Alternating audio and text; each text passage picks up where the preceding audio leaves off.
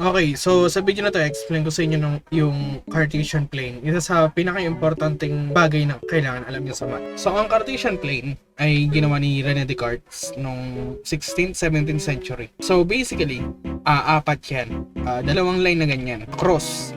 So, itong nakahiga, yung tinatawag na x-axis. X in nakahiga. Okay? And then, ito nakatayo, yung tinatawag na y-axis. Okay?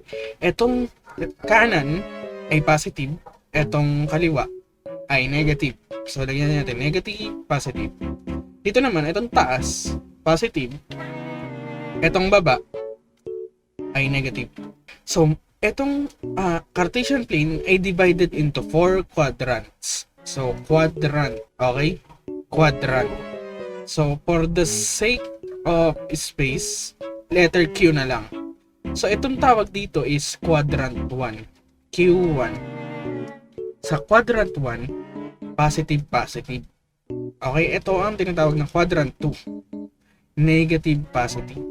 Dito, quadrant 3, negative, negative. At dito, quadrant 4, positive, negative.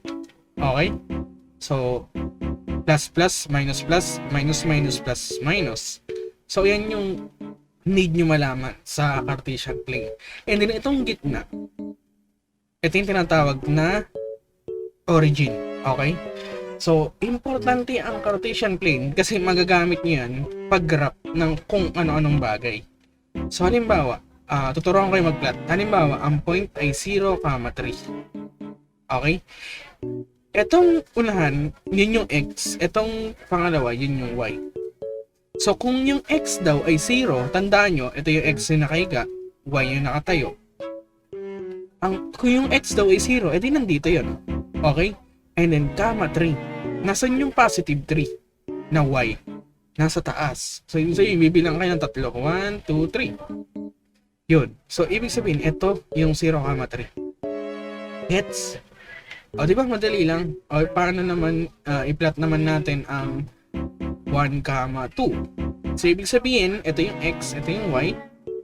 1 sa x. So, kanan yun kasi nandito ang positive sa kanan. So, ito, 1. And then, comma 2. So, ito ang 2 sa y. Yun yun. Okay, di mo madali? Isa ba? Negative 3, comma negative 2. So, negative 3 is dito tayo sa x to Ito, y. So, negative 3. Bilang kayo 1, 2, 3. Ito. And then negative 2 pababa. So 1, 2. Okay? And then kung saan nagtapat, yun yung tinatawag na negative 3, negative. Okay? Isa pa, last na. Paglagay natin 4, negative 6.